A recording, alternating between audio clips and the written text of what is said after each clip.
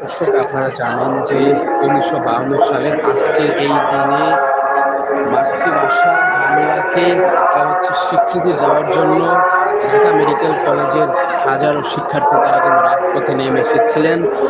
সেই সময় পাকিস্তানের তৎকালীন প্রধানমন্ত্রী তিনি কিন্তু উর্দুকে একমাত্র রাষ্ট্রভাষা করেছিলেন। সেই প্রতিবাদেই ঢাকা মেডিকেল কলেজের হাজারো শিক্ষার্থী তারা রাজপথে নেমে এসেছিল।